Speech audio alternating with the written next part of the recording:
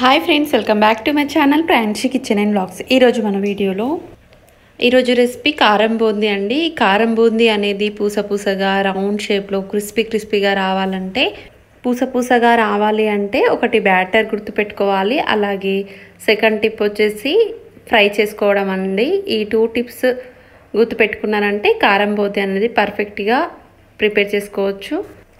ఈ 2 కూడా నేను క్లియర్గా ఎక్స్ప్లెయిన్ చేస్తాను, మీకు ఈజీగా ఉంటుంది ఈ కారం బూందీ చేసుకోవడం కూడా. ఇక లేట్ చేయకుండా మనం కారం బూందీని ఈజీ ప్రాసెస్లో ఎలా చేయాలో చూపించబోతున్నాను. అంతకంటే ముందు ఛానల్ని సబ్స్క్రైబ్ చేయని వారు ఉంటే సబ్స్క్రైబ్ చేసుకోండి. పక్కనే ఉన్న బెల్ని యాక్టివేట్ చేసుకున్నారంటే నేను పెట్టే ప్రతి నోటిఫికేషన్ మీకే ముందు వస్తుంది.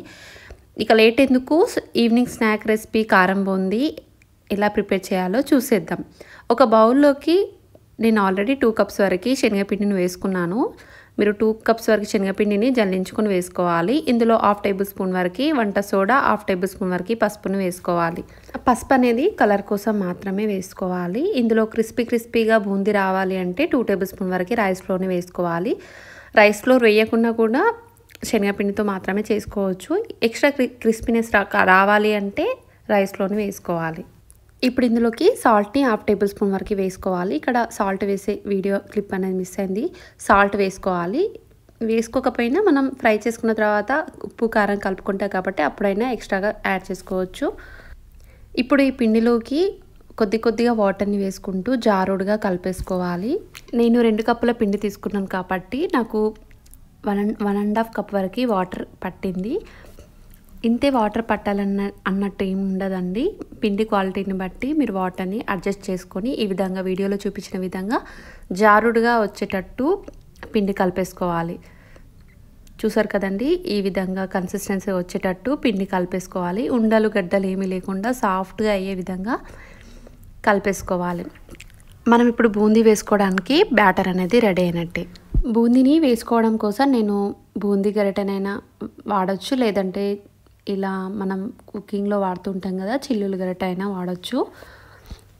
బూందీ గరిటె అలాగే చిల్లుల గరిటెతో వేసి చూపిస్తాను నేను ఏ విధంగా వస్తుందో అనేది. ముందైతే మనము స్టవ్ ఆన్ చేసి ప్యాన్ పెట్టుకోవాలి. అందులో డీప్ ఫ్రైకి సరిపడంత ఆయిల్ని వేసుకోవాలి. ఆయిల్ అనేది బాగా హీట్ ఎక్కి బూందీ ఎప్పుడు చేసినా కూడా పొగలు అనేవి రావాలండి. ఫస్ట్ అయితే హైలో పెట్టి హీట్ అనేది బాగా హీట్ ఎక్కాలి, అప్పుడే మీకు పూసగా వస్తుంది. ఈ టిప్ అనేది మర్చిపోకూడదు.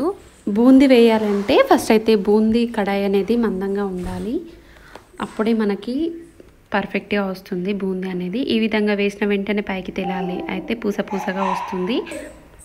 బూందీ గరిటెని తీసుకోవాలి. దాంట్లో మనం పిండి వేసే కంటే ముందు గిన్నెలో ఉన్న పిండిని 2-3 సార్లు బాగా కలుపుకొని అప్పుడే పిండి వేయాలి గరిటెలోకి. అప్పుడు ఈజీగా పడుతుంది పిండి అనేది.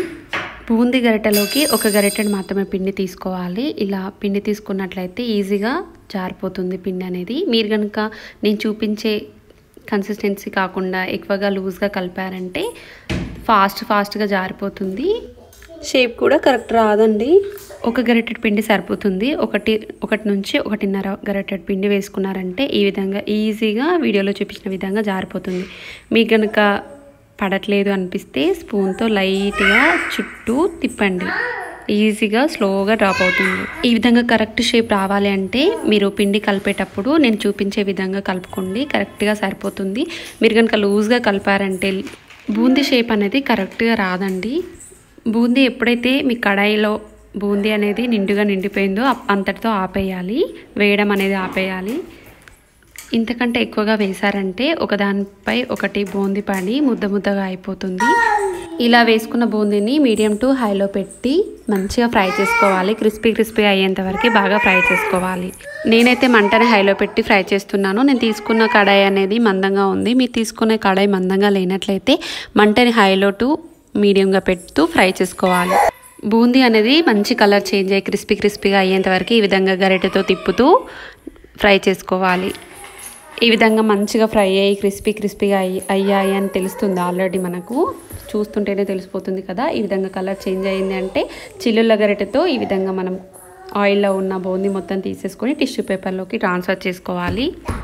మీకు కనుక బూందీ అనేది క్రిస్పీగా వచ్చిందో లేదో తెలియాలంటే బూందీలో నుంచి ఒకటి తీసుకొని ప్రెస్ చేసి చూడండి. ఇలా ప్రెస్ చేసినట్లయితే ఈ విధంగా పగిలిపోవాలి.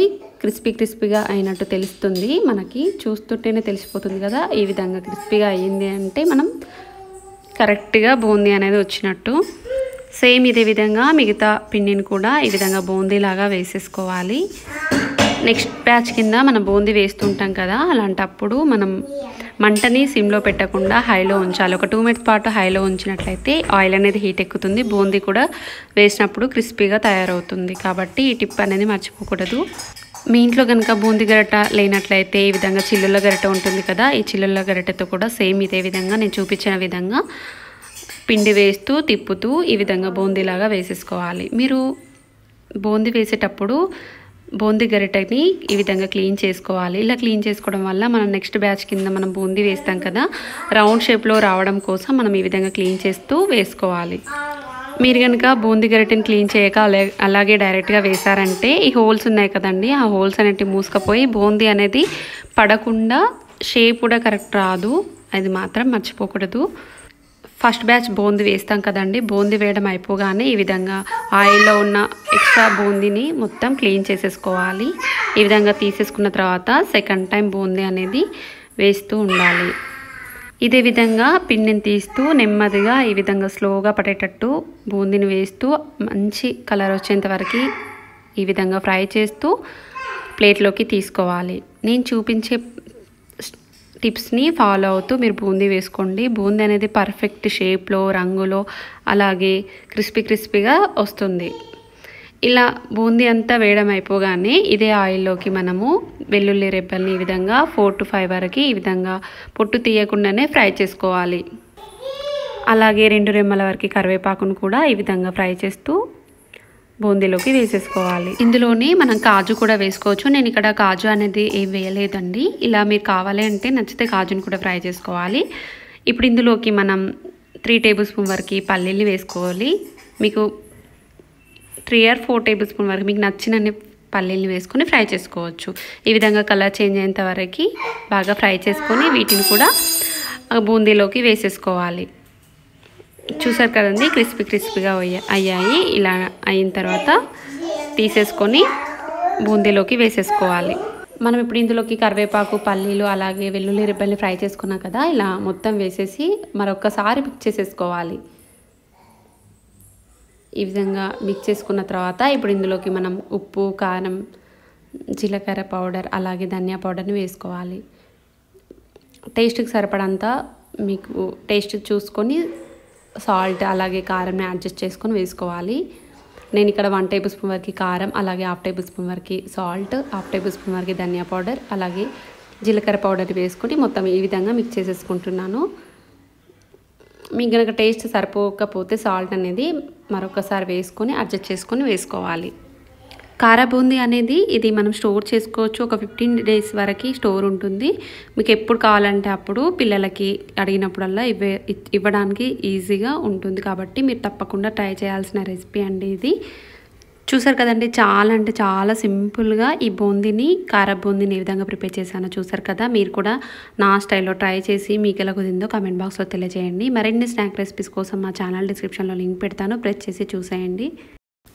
మా ఛానల్ నచ్చితే తప్పకుండా సబ్స్క్రైబ్ చేయని వారు ఉంటే సబ్స్క్రైబ్ చేసుకోండి. పక్కన ఉన్న బెల్ని యాక్టివేట్ చేసుకుంటే నేను పెట్టే ప్రతి నోటిఫికేషన్ మీకే ముందు వస్తుంది. మా వీడియో నచ్చితే please like and share and subscribe. Thank you for